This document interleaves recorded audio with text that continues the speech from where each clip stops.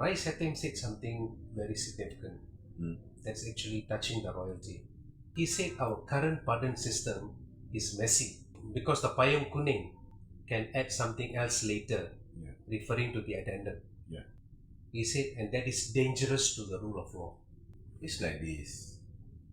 Under Section 42 of the Federal Constitution, the Yang di-Pertuan Agong can give full pardon or normal pardon or any kind of relief, and he is not bound to follow any advice by the Pardons Board.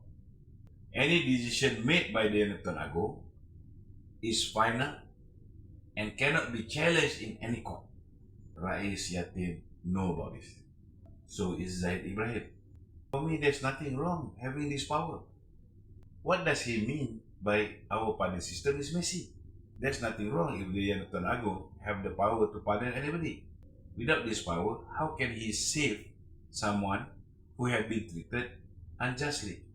What is messy actually is when Tan Sri Tommy Thomas, in his book Justice in Wilderness, admitted that during his tenureship as the AG, he was instructed by the executive, Mahathir, to do selective prosecution, malicious prosecution, and politically motivated prosecution. I believe he is referring to Dato' Sri Najib's case and Dato' Sri Zahid's case. Also, what is messy is when you do not follow the law. For example, when the Judicial Appointment Commission named someone as the Chief Justice, Mahathir did not follow it. But Mahathir listened to the suggestion by Tommy Thomas and appointed Tan Sri Richard Malanjut. The same thing happened when Jack suggested Tengku Maimun as the head of High Court. Mahathir rejected it and he listened to Tommy Thomas to appoint Tengku Maimun as the Chief Justice.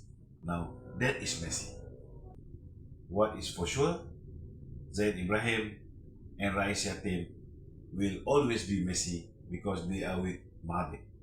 Rais Yatim said something is not right with Payung Kuning for appointing Anwar Ibrahim as the Prime Minister with 31 seats.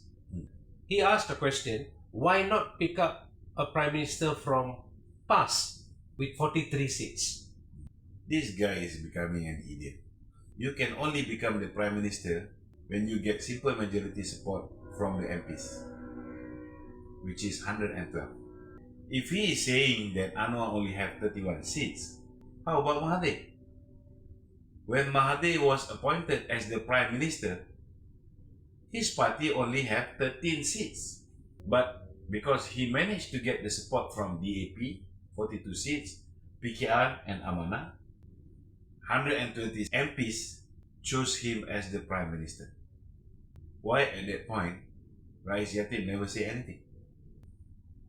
Rais Yatim also praised Pemuda UMNO for doing something right now.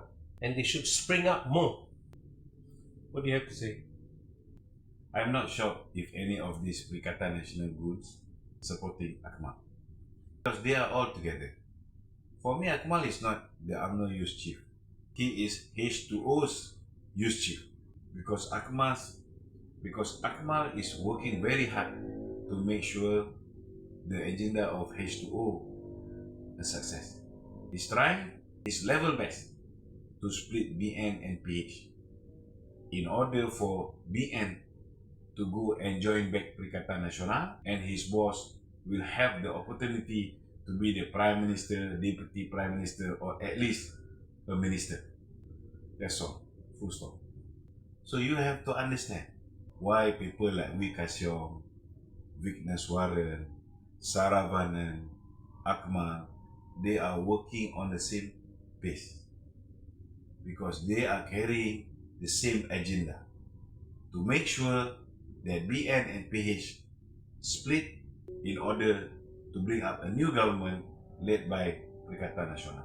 So you have to understand people like Zaid Ibrahim, Rais Yatim, Waita Murti, Ramasamy, and many others. They are all hitmen of Perikatan Nasional, carrying Perikatan Nasional agenda.